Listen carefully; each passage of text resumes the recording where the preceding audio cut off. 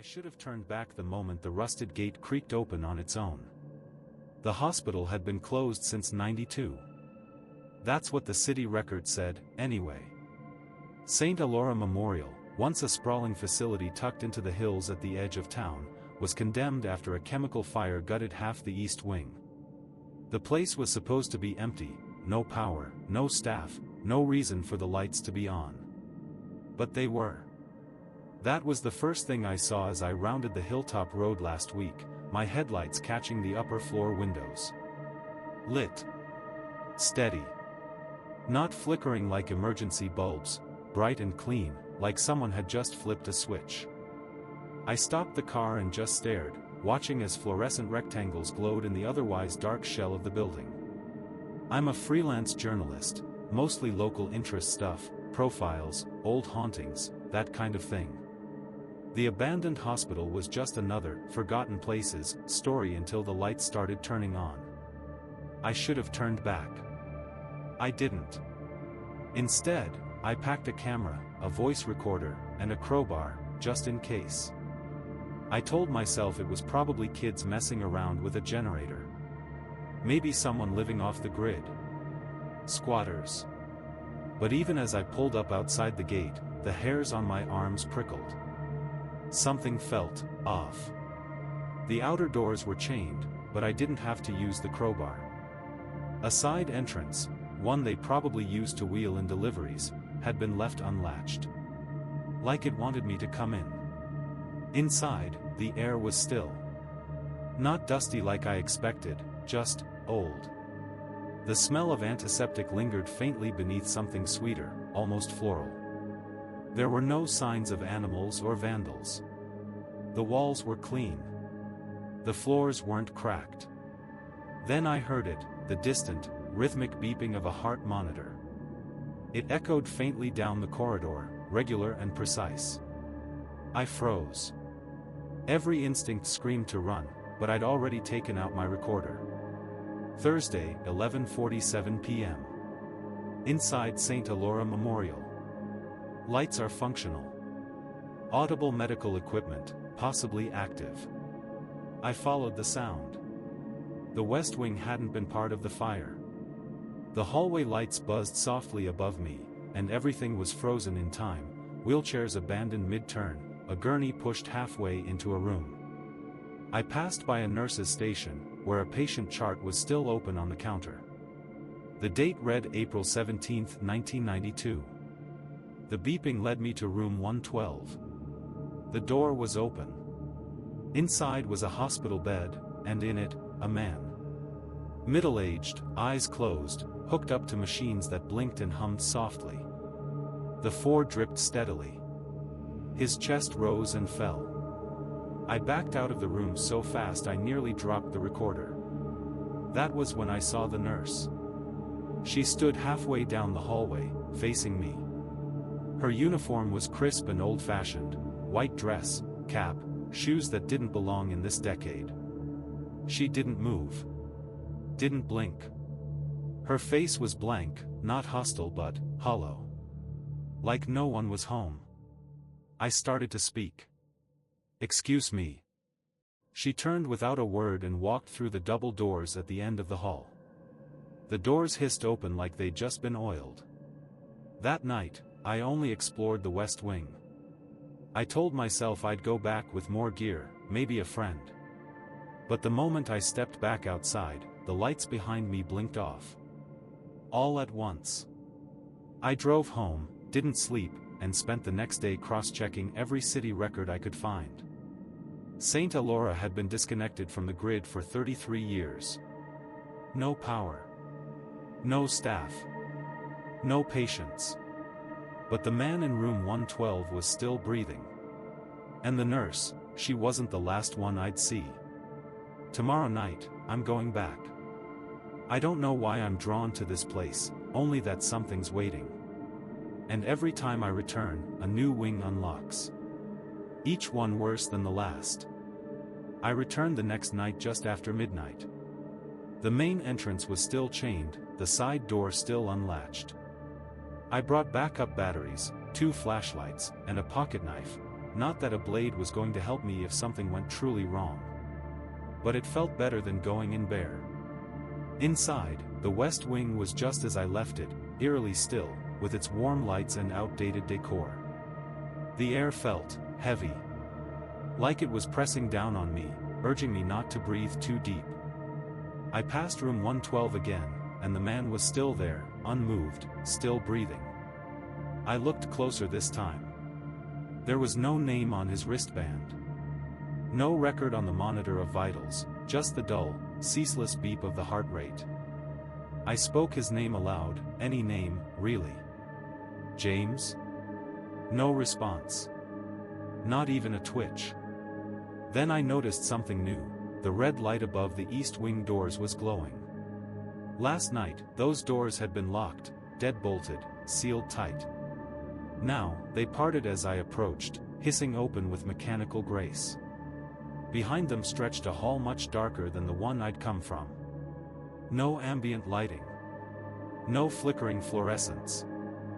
Just the steady clack of my boots on polished linoleum and the narrow beam of my flashlight cutting through the gloom. The smell changed too. Not just the old antiseptic and dust, but something like iron. Like blood. I passed rows of examination rooms, all numbered, all locked. Until I reached room 203. Its door was slightly ajar. Inside was a surgical theater, like the kind you'd see in old teaching hospitals.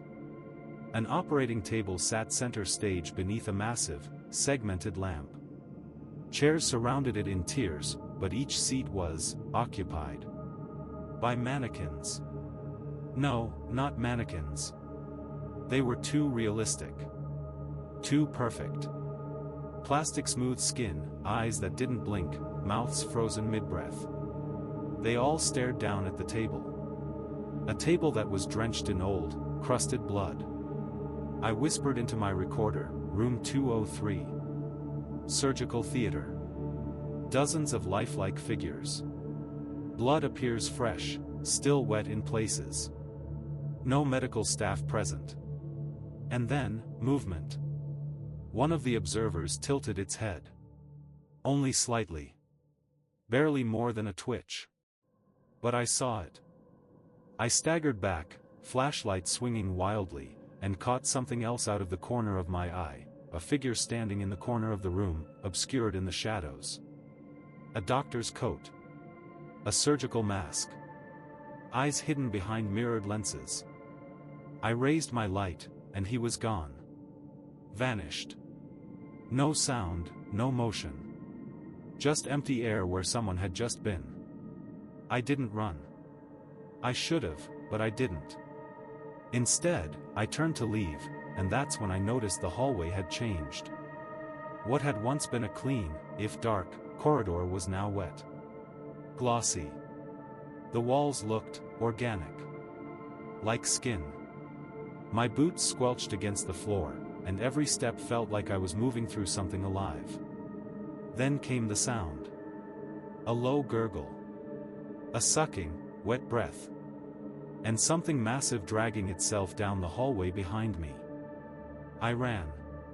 Through the corridor, past the red lights, back into the West Wing, where everything was normal again. Quiet. Still. I collapsed by the nurse's station, chest heaving, heart battering my ribs. That's when I noticed the calendar had changed. It now read, April 18, 1992. 1 day later. But it was still midnight. Still night.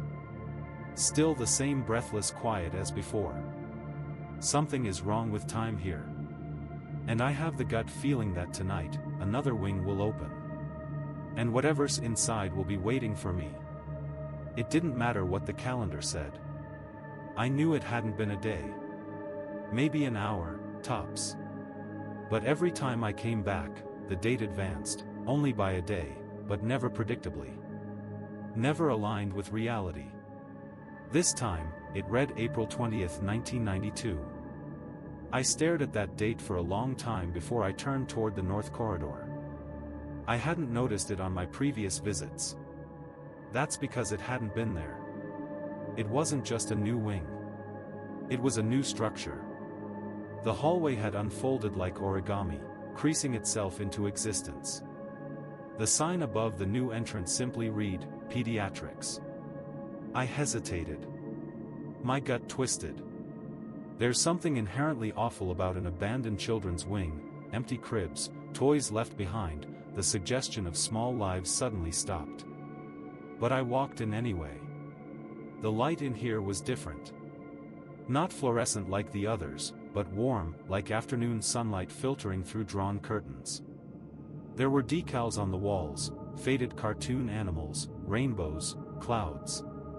All faded. All wrong. Their smiles were just a little too wide, eyes painted just a little too real. Room 307's door stood open, and inside was a playroom. Children's drawings were scattered across the floor. I picked one up. Crayon on construction paper. It showed a hospital hallway, this hallway, with stick figures. A nurse. A doctor. And one drawn figure lying in a bed. Next to it, a child. The child had no face. Just a black, scribbled circle where one should have been. I picked up another. This one was just red. Violent strokes of it, like someone had smeared the wax until the paper tore. In the center was a black shape. Something massive. Too many limbs. Too many eyes. Behind me, a child giggled. I spun around. No one there. The giggling echoed down the hallway.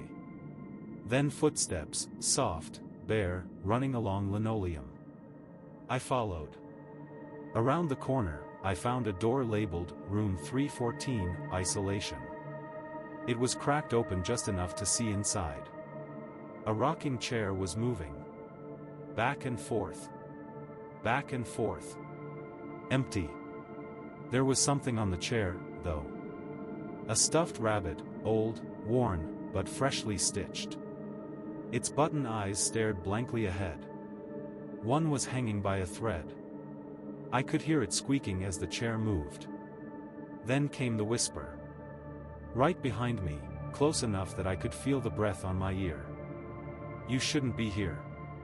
I spun. A child stood in the hallway, maybe 6 years old. Bald. Hospital gown. Pale skin like parchment. No irises, just milk-white eyes. She was holding another drawing. Her hand trembled as she extended it to me. I took it. It was a picture of me. Standing in the pediatric hallway. Surrounded by shadows. Behind me, the rabbit fell from the rocking chair with a thud. I looked up. The hallway was full now. Children. Dozens of them. Silent. Pale. Each one holding a crayon drawing. Their expressions blank. Mouths slightly open. They raised their hands in unison, showing me what they'd drawn. Every single one of them showed me dying. Different ways. Different wings. Different days. But the message was clear. This place doesn't want me to leave. And the next wing, it's going to make sure I don't. I didn't sleep after the pediatrics wing. I couldn't. Not after those drawings. Not after the children vanished, one by one, fading into the hallway like smoke. And not after I turned to leave and saw the calendar. It now read April 25, 1992. 5 days had passed. I hadn't eaten. I hadn't showered. But I wasn't hungry or tired. It was like the hospital was metabolizing time differently. Like my body only mattered outside its walls. I returned at dusk, and as expected, a new wing had opened. This one was sealed with double doors stained with soot around the edges. A small brass plaque overhead read, Burn Trauma, Ward C. The doors swung inward on their own. Immediately, the air changed, thick with heat, heavy like I'd stepped into a sauna. My flashlight flickered even though I'd put in fresh batteries. The overhead light sputtered, casting the walls in alternating bands of gold and shadow. The corridor ahead was blackened. Scorched. Melted floor stands lined the walls like steel skeletons. Doors had warped from heat, some half open, others fused into their frames. The smell was the worst part, acrid, chemical, and beneath it all, something sickeningly sweet. Like burning sugar and flesh. I turned on my recorder. April 25, 1992. Burn trauma wing. Active temperature abnormal, possibly supernatural. Severe fire damage, but power system still partially functional. No visible staff. A loud crash cut me off. Something had fallen at the far end of the corridor. I hesitated, then crept forward. Room 411 had been completely gutted. Its bed frame was charred to cinders, and the ceiling above it had partially collapsed. But someone had drawn words in the soot on the back wall. Clear letters, scrawled by finger. Don't look at them too long. I turned slowly, afraid of what I might see. The hall was empty. But then I heard it, scraping. Slow. Metallic. Coming closer. I ducked into the next room and hid behind the shattered remains of a linen cabinet. Through a gap in the doorway, I saw it. A figure, walking stiffly down the hallway. Limbs too long, arms swinging like pendulums. It wore the tattered remains of a nurse's uniform, but the skin beneath was charcoal black, flaking.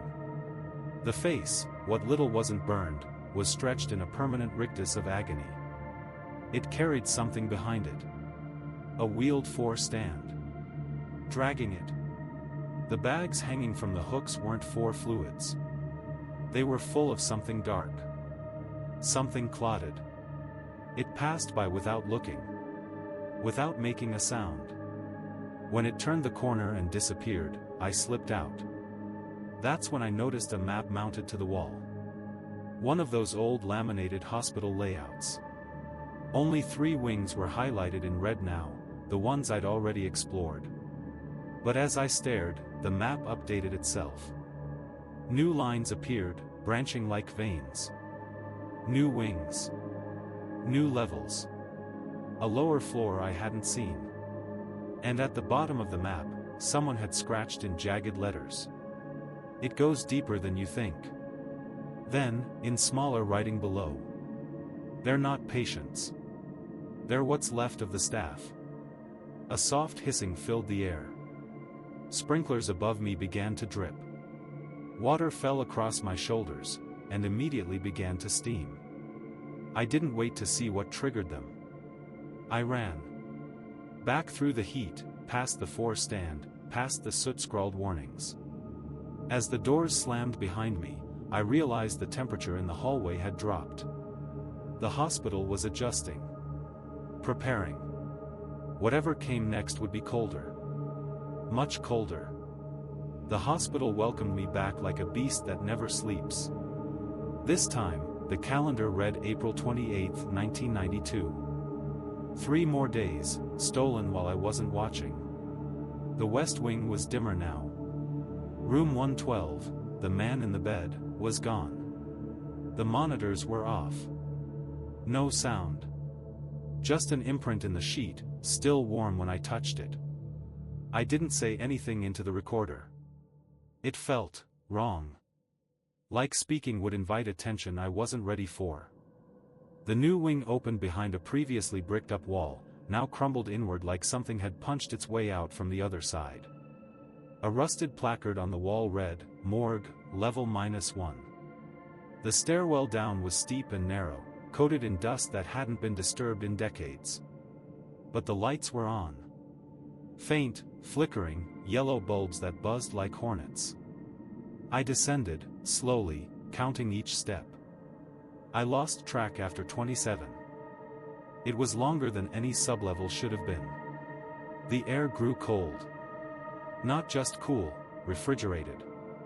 Breath plumed in front of my face by the time I reached the bottom. The hallway stretched to either side, lined with heavy, steel doors marked with patient numbers and dates. Some were ajar. Others had dark stains seeping from beneath them. One room stood open, body storage 3A. The metal drawers inside were numbered. 10 across, 10 high. Most were closed. But drawer 13 was halfway open.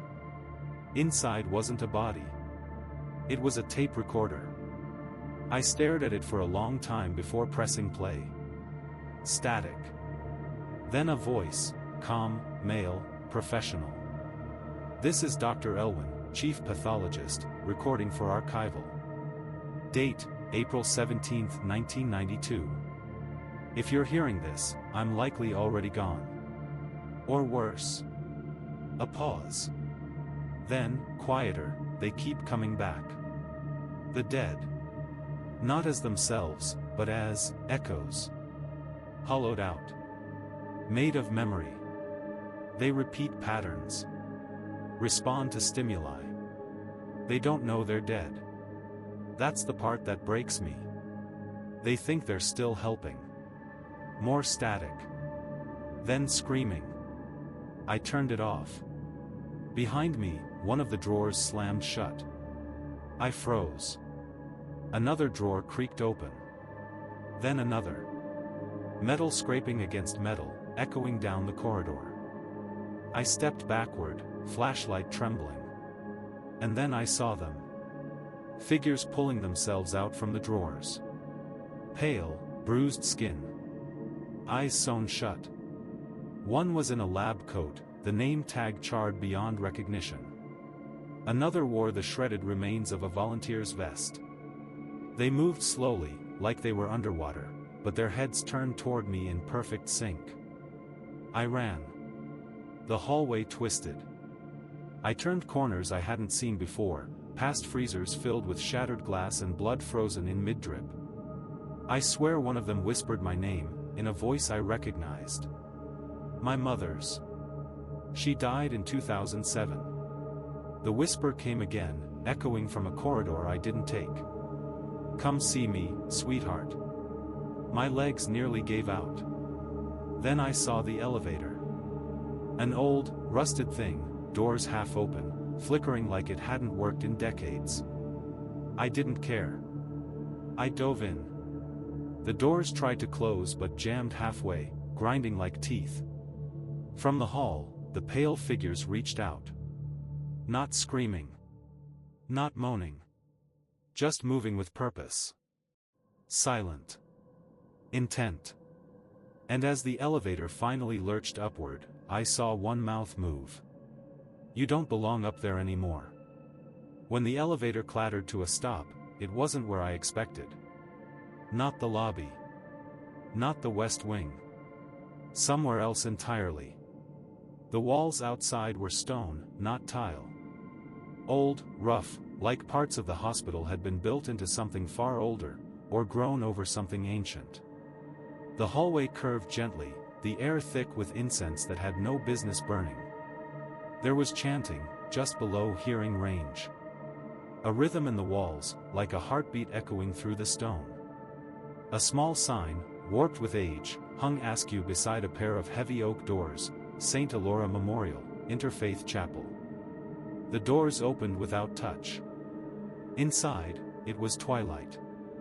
That's the only way I can describe it. A soft, eternal twilight, like sunset had been paused indefinitely. Candles lit themselves in rows along the pews, and there were people seated there, backs to me, perfectly still. No movement. No breath.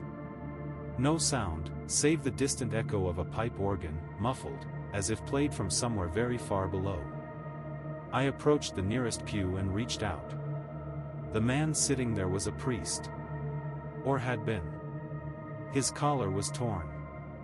His skin was paper-thin, stretched across his skull, lips sewn shut with wire.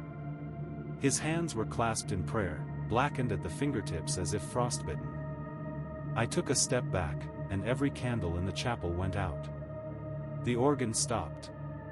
And the congregation stood. One by one. Still silent. Still unmoving. Just rising as one. I whispered, "I'm not here for you." A woman near the front snapped her head toward me. Her mouth wasn't sewn shut. Her smile spread ear to ear, skin cracking as she moved. "You're late," she said. The others turned. Their faces were masks of anguish, stretched in expressions not of rage, but grief. As if mourning something deeply personal.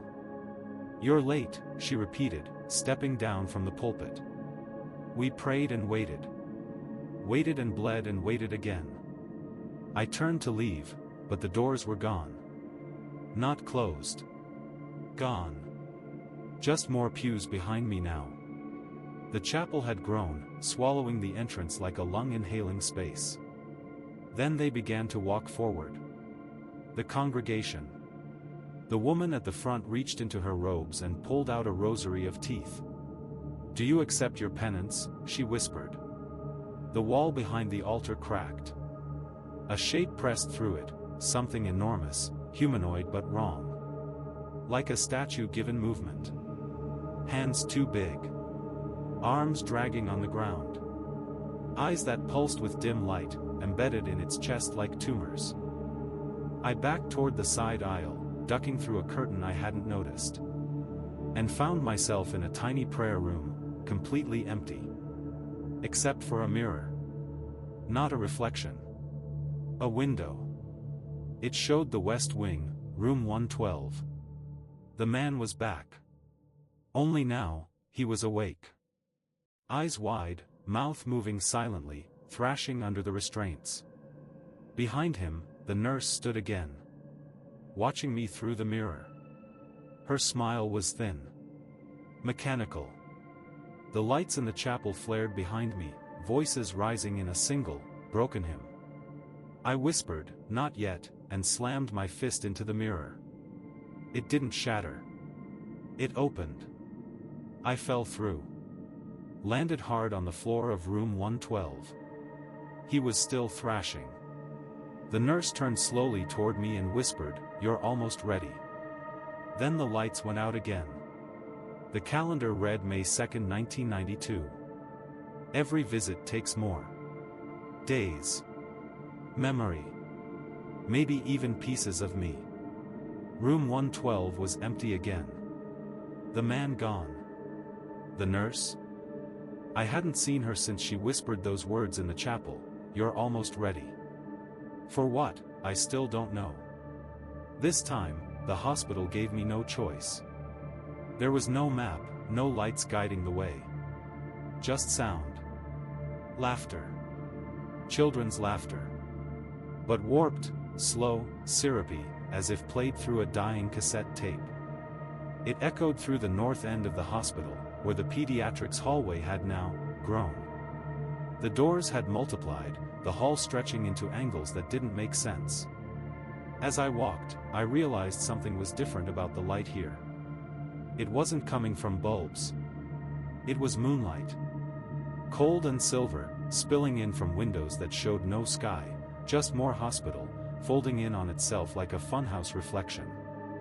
The first door I opened, room 501, was a nursery. Empty cribs. Dozens of them. Each one rocking slowly. But they weren't empty. In each crib was a small bundle, swaddled tightly in blankets. I approached the nearest one and gently peeled back the cloth. There was no baby. Just a bundle of hospital bracelets, tightly wound, soaked through with dried blood. Every bracelet had the same name. Patient unknown. Another crib rocked faster. Then another. The room began to vibrate with their motion. And the laughter returned, louder now. Higher pitched. Wrong. I turned to leave. The door was gone. No longer a room. No longer a wall. Just space behind me, and out of that space, something crawled. It looked like a child, but too long, too thin. Like it had been stretched. Joints bulging where elbows and knees should be. Skin like plastic wrap over bone. It whispered in a voice like grinding teeth, "I drew you. It reached for me with fingers like wires. I ran. Burst through the wall, yes, through it, because it wasn't solid anymore. The hallway beyond had collapsed into a playroom flooded with ankle-deep water. Toys floated in lazy circles. A mobile spun above me, each dangling figure replaced by twisted shapes: scalpel, syringe, forebag, a noose. The walls began to pulse. Heartbeat-like. I saw a mural at the far end, a painting of a smiling doctor surrounded by children. But the doctor's face had been scratched out. And someone had painted a message over it in dark, slashed brushstrokes. We were never patients. A door appeared beneath the mural, just as I heard footsteps behind me, hundreds of them, fast and wet and wrong. I didn't wait. I dove through. And emerged back into the main corridor. The laughter faded. The light dimmed. The calendar now read May 4th, 1992. And this time, my name was on the hospital intercom. Patient Harrison Reed, please return to your bed. Your procedure is about to begin. My name is not Harrison Reed. Or at least, I don't think it is. I tried not to respond to the intercom. I told myself it wasn't me they were calling. Just a coincidence. A name the hospital had pulled from somewhere. But deep down, I knew that wasn't true. It was me. Or, some version of me. The lights led me again, this time down a hallway I'd never seen. No sign marked the entrance. Just a single word scratched into the floor tiles at the threshold. Observe. This part of the hospital was different. Colder. Not physically, but emotionally, sterile, stripped of even the illusion of warmth. The walls were gray, the floors matte, like someone had scrubbed color and memory out of the air itself. Security cameras lined the ceiling every few feet. Their red lights blinked in perfect unison. Room 606 was open. Inside, rows of chairs, each bolted to the floor, all facing a two-way mirror. Behind the glass, a hospital room. Plain. Standard bed. Steel tray. Monitoring equipment. A man sat on the bed. Head shaved. Wrists cuffed to the railing. It was me. Not just someone like me. It was me. I looked up at the mirror. Right at me. And smiled. Not cruelly. Not warmly. Just, knowingly. Like someone who had been waiting a very long time. I pressed my hand to the glass. He did too. And then the intercom buzzed again, the voice more mechanical this time. Observation confirmed. Subject awareness, 100%. Begin the split. A sharp hiss filled the air. The lights above me stuttered, flickered, died. When they came back on, just a second later, the man on the other side was gone. So was the mirror. And so were the chairs behind me. I was no longer in room 606. I was in a hallway of glass. Each panel showed a different version of myself, dozens of them, walking the same hospital, at different stages. One was limping. One was bleeding. One was smiling, eyes vacant, a long surgical scar running across his scalp. One was dead. Lying in the morgue. His eyes opened as I watched. A soft chime sounded behind me. I turned, and the hallway was gone. I was back in room 112. Except now, it was full of monitors, old, CRT-style machines stacked wall to wall. Each screen showed a different room in the hospital. And in every room, there was a figure watching a monitor. An endless loop. The nurse appeared behind me. Not walking. Just there. She leaned in close, her mouth by my ear, and whispered. "You've always been here. You just didn't know which part of yourself was watching." Then she placed a folder in my hand. It was labeled, Patient Harrison Reed, Observation Complete. Inside, there was a photo. Me. Sitting in the same chair I was standing in front of now. Except I was much, much older. And I wasn't watching the hospital. I was watching a child. A girl. Her face turned to the camera. Smiling. And something inside me cracked, like I knew her. Like I'd known her forever. The lights went out again. And the folder was gone. The hallway outside room 112 was different again. No more windows. No more calendar. Only walls, smooth, white, padded. The air had that strange, static hum to it. Like a television left on in another room. I walked carefully, flashlight drawn even though the light above me was blinding and sterile. A new sign had appeared, bolted to a locked door. Isolation chamber, patient file, R112.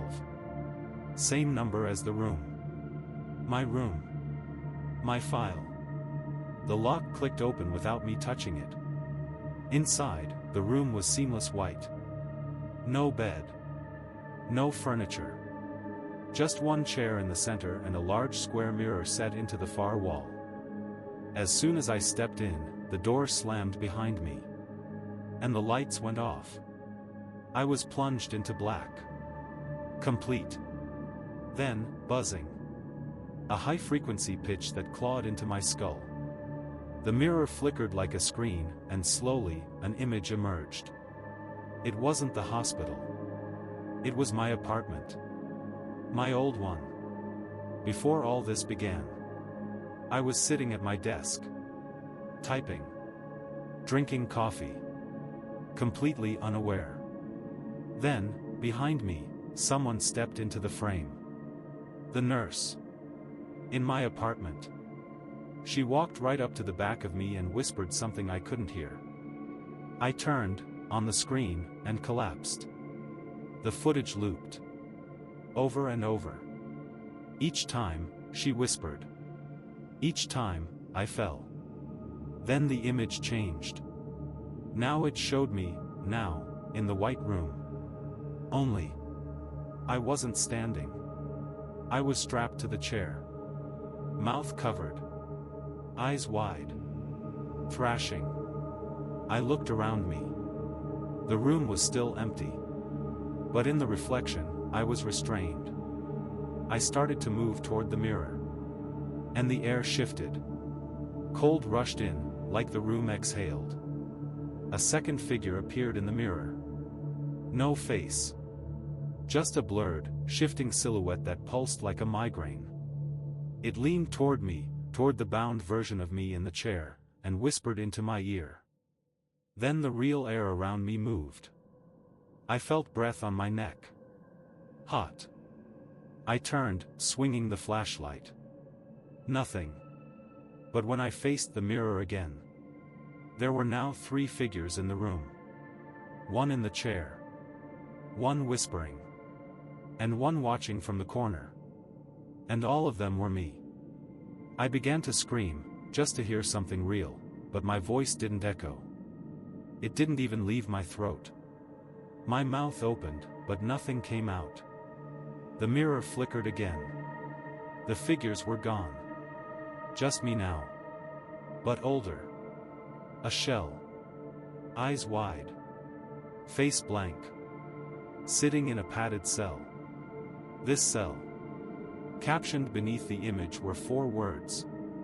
Final phase, assume compliance. The door behind me clicked open again. But I didn't move. Because something had shifted inside me.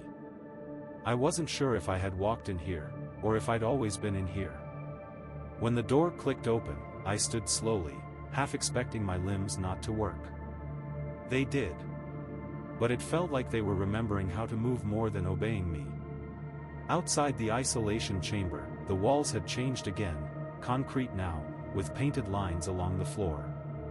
Yellow arrows, green triangles, red crosses. Symbols that meant nothing, until I realized they weren't for patients. They were for containment. I followed the yellow arrows. The air felt heavier with every step. My breath came shallower, like oxygen was thinning. Eventually, I reached a steel door marked Admin Level, Authorized Access Only. It slid open with a mechanical groan. Inside, I found a place that shouldn't have existed in an abandoned hospital, a fully operational office floor. Cubicles. Desks. Filing cabinets. Fluorescent lights humming softly. And phones, dozens of them, ringing. Every single one unanswered. I stepped into the maze of cubicles, trying not to look at the phones. Trying not to wonder who, or what, was calling. That's when I saw the workers. Frozen in place. Men and women in lab coats and scrubs, all seated at desks, hands on keyboards, heads tilted up as if looking at an invisible screen. Mouths wide open in a scream they weren't making. Their eyes weren't human. Just solid black. Not sockets, just voids. Each wore a name tag with a single line typed on it. Department of Patient Experience // status, archived. I kept walking. I found a conference room at the end of the hallway. Inside, the long table was covered in folders. Photos. Transcripts. My name on many of them. But others too. Pages and pages of handwritten notes under the heading. Subject read, Cognitive Resistance Anomaly, monitor closely. Each report detailed things I remembered, but skewed. Distorted. One entry read. Subject displayed refusal to accept Stage 3 transformation. Reversal protocol initiated. Emotional anchors must be removed. Attached was a photo of a girl. The one from the drawing. The one from the mirror. The one I think I knew. Her name was scratched out. A red pen had circled her image with a single note: if he remembers her, the loop fails. I heard a door open behind me. Turned. And saw myself again. Not older. Not dead. But empty. His eyes were blank. His mouth slightly open. He stepped into the room, walking with that stiff, puppet-like gait I'd seen in others. Subject read, he said in my voice, but hollow. Report for memory correction. I ran. The lights began to strobe. Alarms blared. The phones stopped ringing, and screamed. A sound like thousands of voices crying out at once. I sprinted through the admin maze, turned corners blindly. Found a stairwell and threw myself into it, tumbling down 2 floors. When I landed, the stairwell was gone. And I was standing in a corridor lined with glass rooms. Inside each one was me. Not just one. Not a dozen. Hundreds. All frozen in different stages of decay. Some just barely altered, eyes dark, mouth too wide. Some burned. Some stitched. Some not human anymore. A speaker above me crackled to life. The nurse's voice. Your treatment is working beautifully, Mr. Reed. You've nearly accepted your role. A pause. Then, almost gently. Just a few more rooms to go. The elevator wasn't on any map. I found it hidden behind a fake supply closet, its metal doors cold and smooth, no buttons, no floor numbers. Just a keycard slot. But when I approached, it opened. Inside, the floor panel had one button. Not labeled. Just X. I pressed it. The elevator dropped fast. Faster than anything should. My stomach pressed into my throat. The lights above flickered into black, then red, then white, in rapid succession, like something was cycling my memories, scanning them as I descended. No music. Just the whisper of cables and the faint ticking of a heartbeat monitor growing louder with each passing floor. Then it stopped. And the doors opened into sublevel X. It wasn't a hospital down here. It was a catacomb. Stone walls, etched with symbols. Crosses, circles, spirals. Some I recognized from the chapel. Others looked ancient. The air was cold, but not dead, breathing. There were no lights, yet I could see. As if the walls themselves gave off a faint glow. I walked. For a long time. No turns. No doors. Just a path that sloped slowly downward, deeper into the earth. Then, finally, an opening. A massive chamber, like an underground amphitheater. In the center, a massive operating table carved from stone, surrounded by concentric rings of empty chairs. Above it, suspended by wires and tendrils, was a figure. Me. Or, the origin of me. Eyes sewn shut. Body stitched, dissected, rearranged. A monument to trauma. Dozens of surgical tools floated around it, orbiting like satellites. Scalpel. Bone saw. Syringe. Hammer. I took a step forward. Every chair filled at once. Silent. Shadowed figures, doctors in antique surgical garb. Masks made of leather, bone, porcelain. None moved. Then, one by one, they tilted their heads toward me. The suspended figure opened its mouth. And began to speak in my voice. What are you, if not the sum of every wound they gave you? I couldn't answer. It continued. You've been dissecting yourself since the moment you arrived. Every room, a memory. Every hallway, a confession. And still you run. Still you hope. The figures in the seats began to nod. The operating table split open. It wanted me to lie down. My head buzzed. My vision warped. The sound of that ancient heartbeat grew louder. I stepped forward. Then froze. There, in the stone wall behind the table, was another symbol. A child's drawing. Crayon. Her again. The girl. And next to it, a crack in the wall. Just wide enough to slip through. I turned. And ran. The doctors didn't follow. The floating tools didn't move. But the voice did. It screamed behind me, not rage. Desperation. You were almost ready. I slipped through the crack. And fell. No light. No ground. Just falling. I hit the ground hard.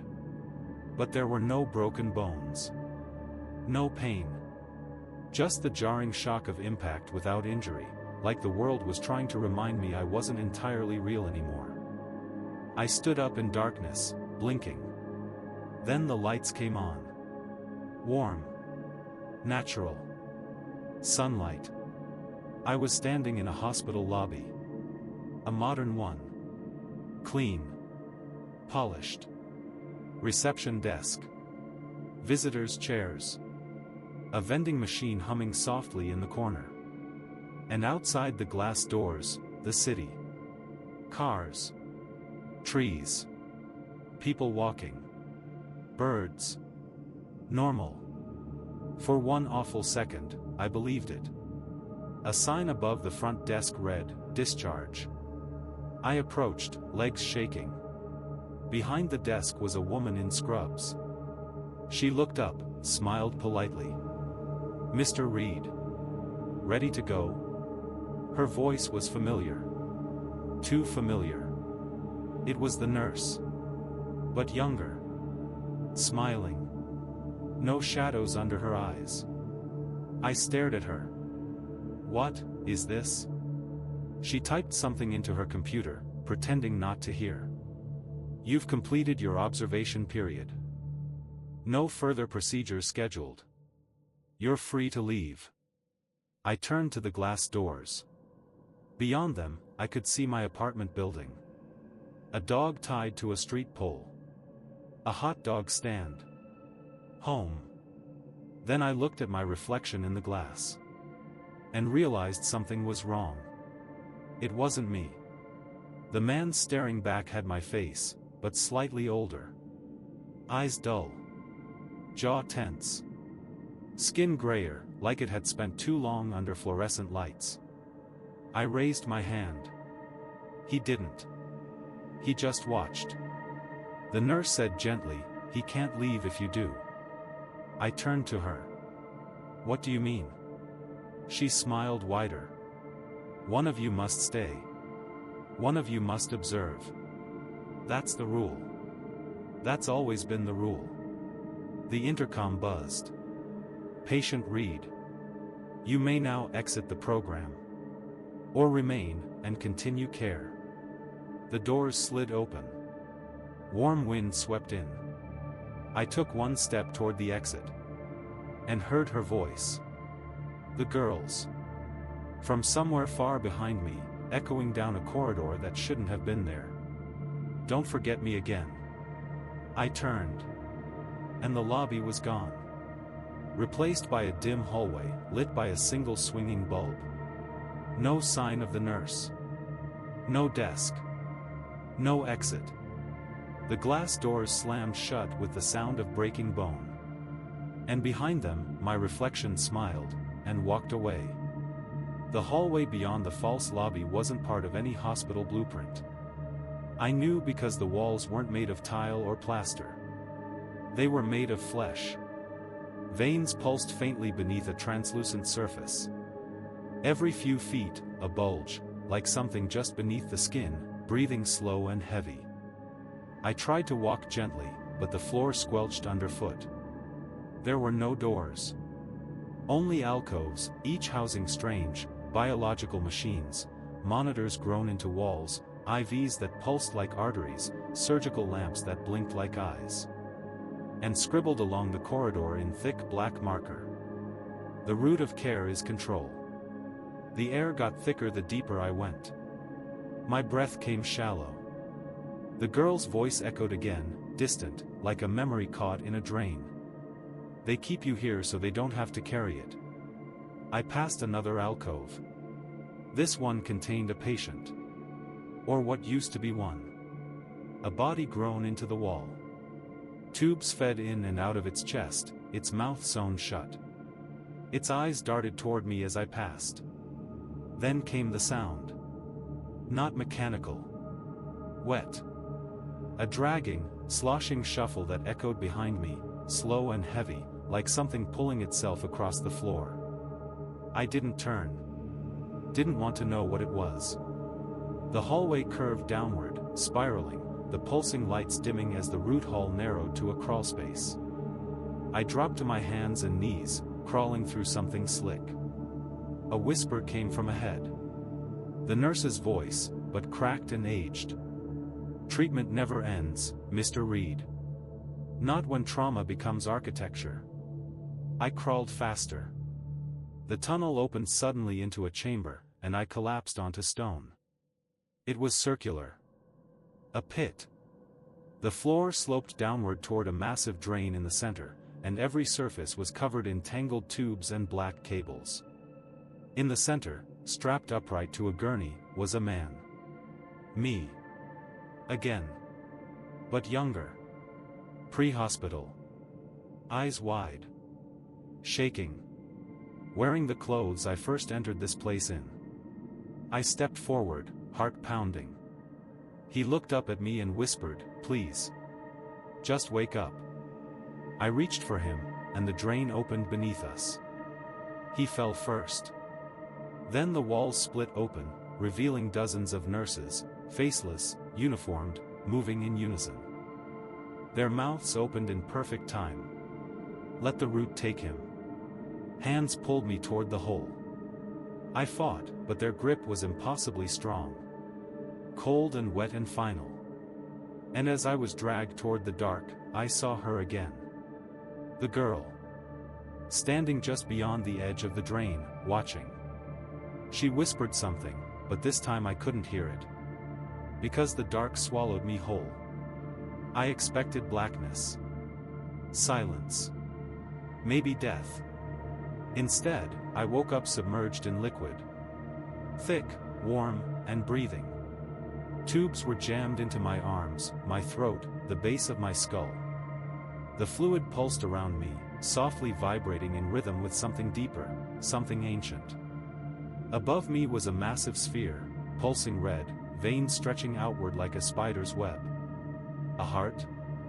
A brain? Both? Whatever it was alive. And it was watching me. As I struggled, the fluid drained suddenly, dumping me onto a cold floor lined with bone and steel. My mouth screamed but no sound came. Not until the lights overhead flickered on. I was in a cavern. Mechanical and organic fused together, surgical tools grown like fungus from the walls, a ceiling lined with rib-like arches, pulsing tubes snaking across the floor into the core. The sphere. Floating in the center of the room. And around it, hundreds of versions of me. All of them. Every one I'd seen in the glass. Limp. Dead. Some twitching. Connected by tubes to the sphere. Feeding it. Feeding from it. The voice came again, not the nurse. Not the girl. The core itself. Deep. Vibrating my bones. You are the data. Screens lit up around the walls, showing my life. My apartment. My memories. But each one slightly altered. Different outcomes. Different failures. Versions of me making worse choices. Breaking things. Hurting people. And then the final screen. A hospital waiting room. The girl, curled in a chair. Alone. Clutching a drawing of me. A nurse stepped in, called her name, and she hesitated, as if waiting for someone who never showed up. Me. The core pulsed harder. The voices returned, layered, hundreds of them, all mine. You left her. You forgot. You ran. I dropped to my knees, hands over my ears. No, I gasped. That's not how it happened. The core's voice split into dozens, overlapping in a chorus of guilt. You built this place. You filled it with yourselves. You made the hospital to hold what you couldn't face. Suddenly I remembered. Not all of it, but the truth behind it. I was a journalist. I did follow the lights. But before that, I'd left someone behind.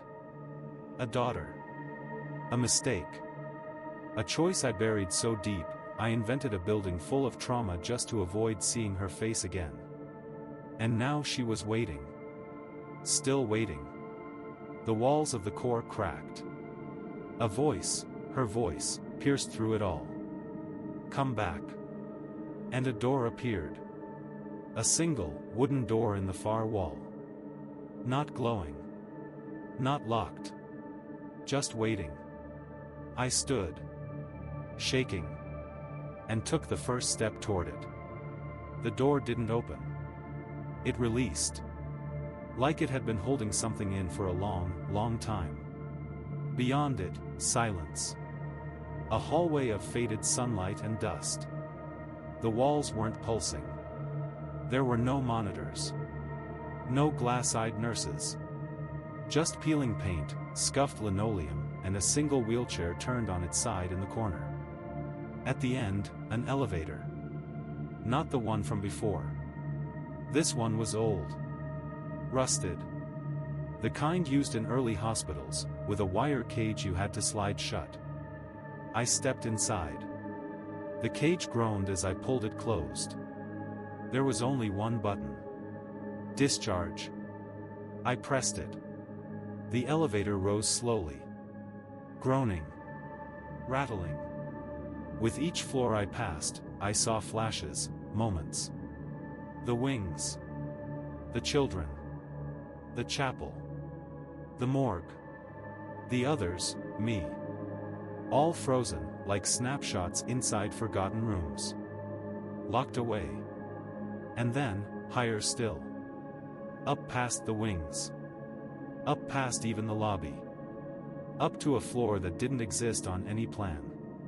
The elevator opened into a hospital room. White walls. A bed.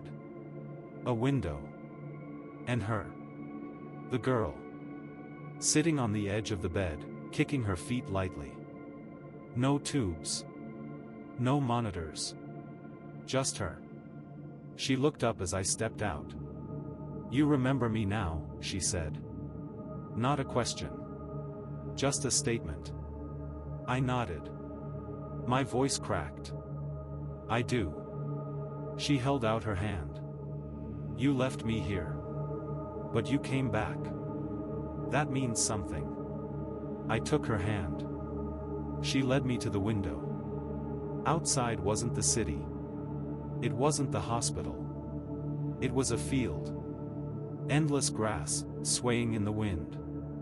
A sky smeared with amber and violet. Peaceful. Real. She looked up at me. "Do you want to go?" I hesitated. Behind me, the elevator door was still open. Inside, I could see the hospital falling apart, walls crumbling, wires sparking, shadows writhing like they knew I was leaving. I looked back at her. "Yes," I said. "I want to go." She smiled. And we stepped through the window together. Into sunlight. Into air that smelled like rain and warm soil. The moment I crossed, I felt it all dissolve. The guilt. The watchers. The mirrored selves. They didn't disappear. They just stopped needing me. The hospital no longer had a patient. And somewhere behind me, I swear I heard the softest chime. Discharged. The end.